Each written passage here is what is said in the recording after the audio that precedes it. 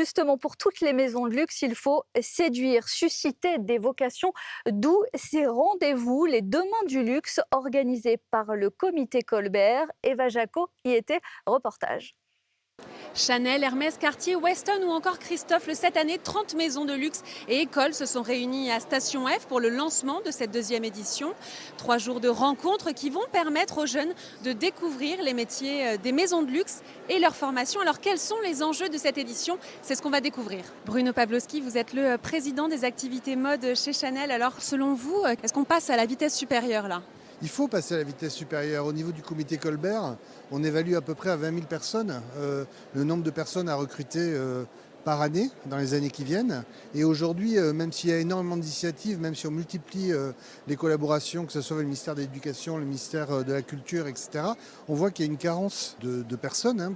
Tout simplement parce que ce travail-là qu'on peut faire ici n'a pas été fait suffisamment tôt et suffisamment souvent et géographiquement dans toutes les régions de France pour connecter les jeunes sur l'artisanat au sens large. Il y a là les mains du luxe, mais c'est l'artisanat en général qu'il faut réussir à connecter. Et donc multiplier ce type d'initiative, c'est, je pense, avoir dans 5 ans peut-être une aura un petit peu plus importante, une prise de conscience aussi, une prise de confiance sur l'intérêt de ces métiers.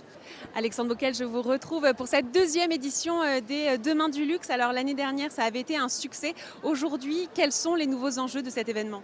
Je crois que les enjeux, ils sont démultipliés. En fait, on se rend compte qu'on a besoin de plus en plus d'artisans. On a besoin que les nouvelles générations viennent se frotter à ces métiers. On est là avec encore plus d'offres à pourvoir sur ces métiers, encore plus d'envie aussi de faire tester ces métiers, de faire pratiquer les gestes, de faire rencontrer nos talents dans ces métiers, pour vraiment que les jeunes se projettent dans une carrière au long cours vers nos maisons. Alors chez LVMH, vous recherchez 8000 nouveaux talents. Vous avez votre propre institut qui va fêter ses 10 ans et vous avez lancé une nouvelle académie. On n'arrête pas en fait d'innover parce qu'on a besoin d'amener une énergie sur ces métiers. Donc oui, on a ces besoins qui sont des besoins records. 8000 personnes à trouver en France d'ici fin 2025, c'est énorme. On n'avait jamais eu ça. Et donc on met les moyens pour trouver ces personnes. Et les moyens, c'est aussi des nouveaux programmes de formation. Et l'académie que vous avez citée a été créée justement pour permettre de développer ces compétences, faire une progression professionnelle, apprendre tout au long de sa vie pour s'enrichir en permanence, voire même intégrer d'innovation. Pour l'instant, cette académie regroupe 280 programmes de formation créés avec les maisons et en synergie avec plus de 22 écoles. Mais les maisons de luxe créent elles aussi leurs propres écoles. Dernier exemple en date avec Weston, qui après son école dédiée aux formations de cordonniers, bottiers, vient d'en ouvrir une deuxième dédiée à la piqûre. Giles Roderick, vous êtes le directeur de la Grande Épicerie. La Grande Épicerie, ce sont 2 adresses physiques, dirons-nous. Il y a aussi rue de Passy et une offre omnicanale améliorée avec cette arrivée. La Grande Épicerie chez vous, une appli de livraison à domicile en Île-de-France, une sélection là de 5000 produits. Quel bilan sur ces 3 premiers mois? Ça a commencé à la rentrée.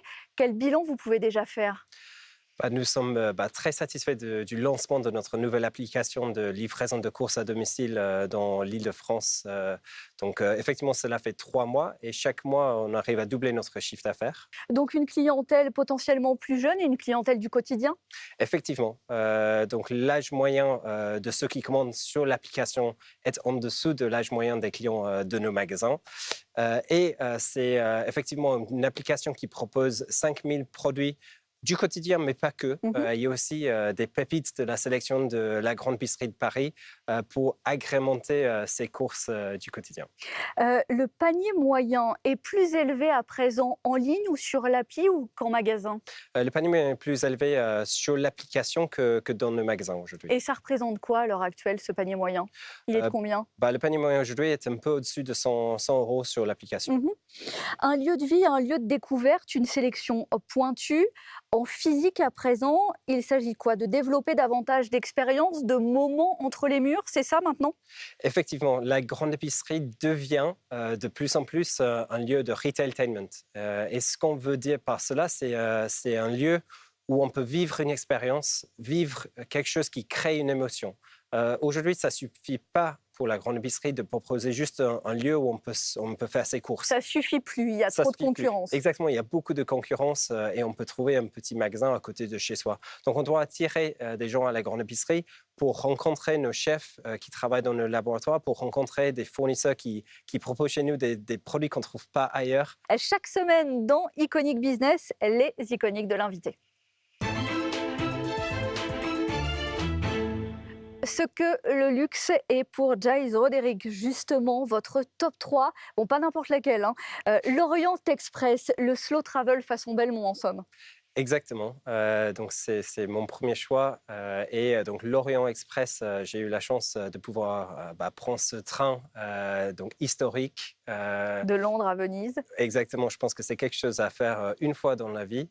On complétera avec des souliers Richelieu de Berluti. On a un peu l'impression que c'est le sans faute de l'élégance. Exactement. Il y a un vrai savoir-faire français derrière ces chaussures qui avaient été créées par un Italien venu à Paris juste avant 1900.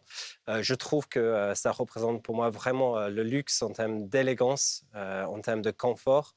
C'est un produit qui se démode jamais. Jamais. On terminera avec un whisky écossais, pas n'importe lequel.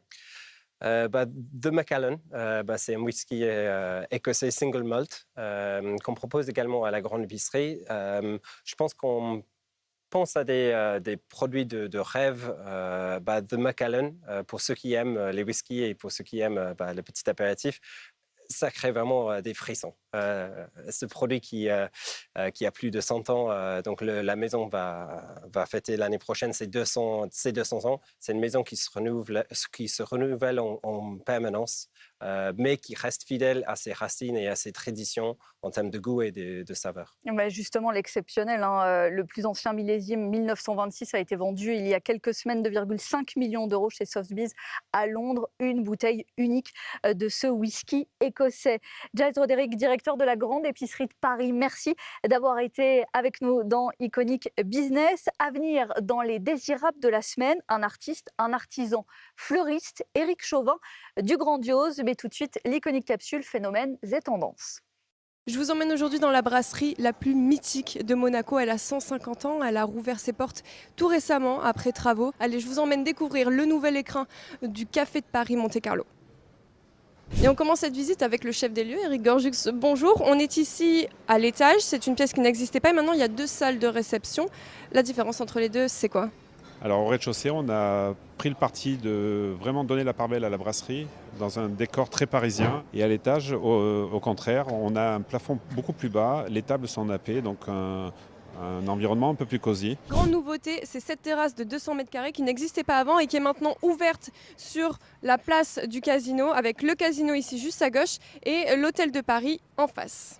Avec l'arrivée de Noël Bajor, le chef sommelier du Louis XV d'Alain Ducasse, nous avons développé une carte de 140 références, champagne compris. Et nous avons aussi notre nouveau chef, Victor Marion. Une carte plus cosmopolite, mais en même temps qui est très ancrée dans la tradition. Nous avons réembauché pour la réouverture une 40aine de personnes, comprenant tout service. Pour vous donner une idée, le coût estimé des travaux est de 65 millions d'euros. Et je vais finir ce reportage avec la devise de François Blanc, le créateur des lieux, qui disait « Ici, il faut donner du rêve » et je pense que c'est plutôt bien réussi. Les désirables de la semaine, tout ce qui nous a fait envie, séduit et intrigué ces derniers jours. Et on a choisi de recevoir cette semaine Éric Chauvin, artisan fleuriste. Bonjour, l'artiste du Grandiose, vous magnifiez des lieux emblématiques, vous accompagnez des marques désirables, des défilés, des mariages. Bon, l'exceptionnel, c'est vous. On peut le dire, mais c'est surtout la fleur, l'exceptionnelle. On y reviendra dans un instant. Avant cela, la sélection de la semaine avec Nathan Cocampo. On a eu Pokémon avec Tiffany la semaine dernière, un collier Willy Wonka avec Cartier cette semaine. Oui, à l'occasion donc de la sortie de Wonka, nouveau film autour de l'univers de Charlie et la chocolaterie, dans lequel le chocolatier Willy Wonka est incarné par Timothée Chalamet. Un collier d'exception a été dévoilé, porté par l'acteur lors de l'avant-première. Une création imaginée par Cartier et Timothée Chalamet. Des clichés montrent d'ailleurs l'acteur travailler directement avec la maison de joaillerie. Une œuvre d'art en or blanc de 900 pierres précieuses. La ressemblance est vraiment frappante, Audrey. Rolex, Audemars Piguet, Cartier, des montres en Lego, mais elles n'ont jamais existé. Elles ont été créées numériquement, parfois avec l'aide de l'intelligence artificielle, et sont apparues sur les réseaux sociaux. Pour le moment, Lego n'en fabrique pas, mais les créations des internautes pourraient donner l'idée à la maison de briques. Mark Knopfler, allez, on le connaît bien, vend ses guitares. Oui, Mark Knopfler, chanteur du groupe Dire Straits, vend 120 guitares et amplis aux enchères, dont une Les Paul de 1959 qui a servi à enregistrer Money for Nothing, tube mythique. La star britannique explique pourquoi s'y accrocher alors qu'il y a des gens qui aimeraient les avoir et qui joueraient avec elles tous les jours. Les enchères organisées par Christie's à Londres auront lieu le 31 janvier. Un quart des bénéfices seront reversés à des organisations caritatives. Le reste servira peut-être à acheter d'autres guitares, comme l'a avoué le guitariste. C'est à ça que ça va servir aussi. Exactement. On finit avec une touche gourmande en ces fêtes de fin d'année, de Noël. Son nom, Lulu, car cette bûche représente Lulu, le chien mascotte du Lutetia Paris. La ressemblance est frappante. Une bûche en chocolat noir imaginée par le chef Nicolas Guercio. Le coussin comestible aussi est composé de chocolat, fruit de la passion, et de mousse vanille. C'est poussé jusqu'au bout, jusqu'à l'extrême. Merci Nathan Cocampo. On vous retrouve dès la semaine prochaine pour une nouvelle sélection. On reste dans le savoir-faire et dans l'artisanat avec Éric Chauvin, fleuriste, ou devrais-je dire metteur en scène. On peut dire les deux. Les deux. Alors, si vous nous suivez à la télévision, vous verrez qu'il y a un magnifique bouquet sur ce plateau qui incarne votre travail, la saisonnalité. On va voir ça en détail avec vous. Vous êtes devenu incontournable. Vous avez su vous rendre indispensable pour des événements haut de gamme, de bouche à oreille. De bouche à oreille et surtout des grandes personnalités qui m'ont fait confiance il y a quelques années et qui ne m'ont jamais quitté et qui ont suscité l'émerveillement d'autres. Et donc, ça a été du défilé à certains lieux emblématiques, Oui. des châteaux, l'opéra. C'est-à-dire que je me suis installé dans les années 2000 et en 2012, la maison Dior m'a fait confiance pour me proposer le premier défilé de Raf Simons qui était les murs de fleurs. Et depuis, j'ai jamais quitté cette maison et j'ai fait tous leurs défilés en passant par tous leurs designers. Depuis, c'est resté un label. Actuellement, 3 boutiques, une à Paris, C'est ça. 2 à Neuilly Exactement. et une boutique en ligne. Quelle part de votre business, justement, entre le physique et le digital? En fait, on est à peu près à 50-50. D'accord, À peu ça près. s'est équilibré Oui, ou alors fait. la boutique en ligne a progressé nettement ces dernières Elle années? a progressé cette dernière année, enfin depuis 2021 en fait. Vous avez des envies davantage, une franchise Éric Chauvin ou vous Ah oui, installer on aimerait partout dans le On monde? aimerait s'exporter dans le monde entier, hein. Est-ce que il y a évidemment. des projets concrets en cours? On produit nos propres fleurs, voilà, parce que c'est important aussi de produire. Donc je produis dans le Perche. Il y a certaines fleurs comme les pivoines, les tulipes, et des fleurs d'été de saison. Notre souci, c'est surtout aussi le côté éco-responsable. Donc, en fait, on veut raccourcir, on veut utiliser la fleur française, on veut produire nous-mêmes, on veut aussi faire nos propres composts. Après, parce qu'on fait quand même ces décors fabuleux qui aussi le produit des déchets verts. Donc, en fait, on les recycle. On est soucieux de tout ça, tout de même. Donc vous avez Même si on installé travaille un pour le luxe. système. Exactement. On est très sensible. En fait, on adore le beau et l'excellence, mais on est aussi sensible à la planète, donc c'est important. Et votre production dans le Perche, elle suffit pour l'ensemble de Non, vos pas du ventes? tout. Pas du tout. Pas du tout, pas du tout. Pas Donc comment ça se passe? Vous allez sourcer auprès de producteurs que vous avez soigneusement sélectionnés? Comment ça se passe? Exactement, c'est-à-dire qu'on a des producteurs attitrés, hein, comme chaque année, et donc tous nos producteurs français qui sont Uniquement en France? Non, pas uniquement en France, parce qu'en France, on ne produit pas suffisamment, malheureusement. Et l'hiver, il n'y a aucune production en France. On a vraiment des productions qui à partir du printemps, l'été et l'automne. Mais en revanche, nos amis les Hollandais sont très doués, très forts, produisent de très, très bons produits. Et ce n'est pas aussi loin, en fait, la Hollande. Et finalement, Donc, en Hollande, vous arrivez quand même à sourcer des produits qui sont haut de gamme, parce que c'est Oui. aussi une production massive en Hollande. La Hollande, en fait, Alsmeer, c'est quand même la plateforme de marché floral. Hein, et on y trouve tous les produits. Hein, et nous, notre souci, c'est d'avoir un produit de qualité. Et on a des producteurs qui sont vraiment de qualité et qui nous suivent régulièrement. Et j'ai la chance aussi d'avoir un acheteur en Hollande qui me sélectionne les meilleurs produits dans un délai last time, parce que le luxe, en fait, c'est toujours des demandes de dernière minute. Avec des prix qui s'envolent de plus en plus aussi sur les marchés aux fleurs? Oui, en effet. En effet, la fleur est très chère. En fait. Elle devient très Elle chère. devient très chère. Elle a toujours été chère, mais elle devient très chère. Et après, dans la fleur, c'est un peu comme dans tous les produits. Vous avez le bas de gamme qui coûte moins cher et bien la sûr. qualité qui coûte beaucoup plus cher. Une Et question la de volume et de qualité rareté. se ressent dans la tenue, pour une fleur, la beauté, l'excellence. C'est important de travailler avec un produit de qualité. Un produit de qualité et un produit de saison, c'est votre enjeu aussi, comme l'alimentation, un respect des saisons, une production sur vos terres, on disait du perche. Qu'est-ce qu'on produit à l'heure actuelle? Et si on respecte les saisons, au mois de décembre, qu'est-ce qu'on choisit comme fleurs? Au mois de décembre, on choisit la renoncule, les premières qui arrivent, les anémones. C'est pour ça que je vous ai fait un bouquet, en fait, qu'avec les fleurs de saison. Exactement, si vous nous suivez encore une fois à la télévision en replay, vous voyez les baies de rosier, ça c'est très facile, et ça on les a dans le perche, par exemple. Bon, les anémones, il faut comme tout de même qu'elles soient cultivées en serre froide, mais cultivées en serre tout de même. Et voilà, c'est des produits de saison. Et les hortensias, on en a encore beaucoup à la saison, donc on est ravis. J'adore ça. Et le style Éric Chauvin, quel est-il? Vous sauriez vous définir? Ou il faut que les autres vous définissent? Les autres me définissent beaucoup mieux que moi, je peux le faire. Maintenant, en fait, moi, j'aime les choses qui soient le plus possible naturelles. Il faut que ça ressemble à un jardin, il faut qu'on ait envie, il faut qu'on ait le sentiment que la maîtresse de maison a glané ses fleurs elle-même pour faire ce bouquet dans la maison. Et pour susciter l'émotion. Voilà. Et je crois que là, c'est la meilleure des réussites lorsqu'on dit bah, tiens, un fleuriste est passé, il n'y a rien de pire. Vous intervenez dans le monde entier. Est-ce que vous avez en tête la commande la plus folle que vous ayez reçue ou le défi le plus fou que vous ayez dû relever? J'en ai un peu régulièrement. Le défi qui était fou, c'était quand même la colline de Delphinium à l'époque pour Raph Simmons, qui était cour Carré du Louvre, parce qu'en fait, on m'annonçait ce projet 3 semaines avant en me disant est-ce que tu as une idée? Et là, j'étais un peu. Il fallait trouver une idée last minute. Et le jour où on a commencé, en fait, comme c'est un terrain où on ne sait pas, on imagine le décor, mais on ne l'a pas réalisé encore. Donc, en fait, il y a quelques contraintes. Et donc, je me souviendrai toujours d'avoir des sueurs froides le premier jour d'installation où on commence à poser des plaques pour piquer nos fleurs. Et arrivé à 20 mètres de haut, je vois toute une pile qui descend comme ça en catastrophe et qu'on me demande si tout va bien. Je dis oui, tout va bien. Tout ira bien. Et vous, est-ce que vous avez encore fabuleux. Un projet qui vous fait rêver? Qu'est-ce que vous auriez envie de faire? Toujours. Mais moi, en fait, ce qui m'excite, c'est d'avoir un lieu vide et d'imaginer une mise en scène et un décor pour une mariée, pour un anniversaire, pour les gens les plus fous, quoi, parce que c'est la magie, quelque part. Et les fêtes de fin d'année, est-ce que ça reste une période essentielle pour votre activité? Pour la mienne, non, mais c'est une période importante tout de même, où là, en fait, je ne fais pas de décor extérieur de Noël, mais des décors intérieurs.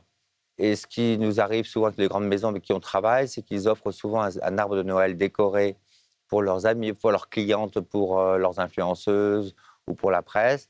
Et c'est vrai que ça devient un objet unique et un décor sur mesure d'un arbre de Noël. Qui fait quand même 3 mètres de haut, mais c'est un arbre de Noël. Quand même. Éric Chauvin, fleuriste ou metteur en scène, est-ce qu'il y avait aussi derrière, et il y a derrière votre parcours, un enjeu de reconnaissance pour les artisans fleuristes? Vous êtes la vitrine d'une profession peut-être un peu oubliée par rapport aux pâtissiers, par rapport aux chefs. Complètement laissé à la traîne et à l'abandon. Si je pouvais, moi, si j'avais une deuxième vie, je révolutionnerais le monde de la fleur.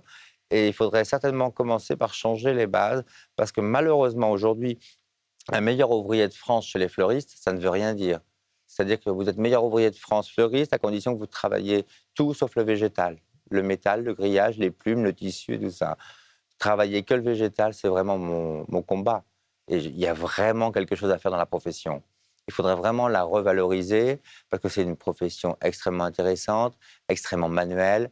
Il faut toujours transformer la matière première et puis faire redécouvrir les nouvelles fleurs, les nouvelles choses à une population entière, en fait. Il y a peu de gens, en fait, s'intéressent au végétal, entre guillemets, et la fleur reste méconnue. Et c'est une vraie bataille. Et c'est une vraie bataille, une bataille dans l'air du temps et susciter des vocations également. On en parlait tout à l'heure avec les Demain du Luxe et le comité Colbert. Eh bien, les fleuristes, les artisans fleuristes en font partie. Merci beaucoup, Éric Chauvin, d'avoir été dans Iconic Business. Iconic Business, le luxe par BFM Business, exclusif, intemporel, mythique, responsable et déculpabilisé. C'est toutes les semaines à découvrir sur BFM Business, sur le site dès à présent et sur les réseaux sociaux.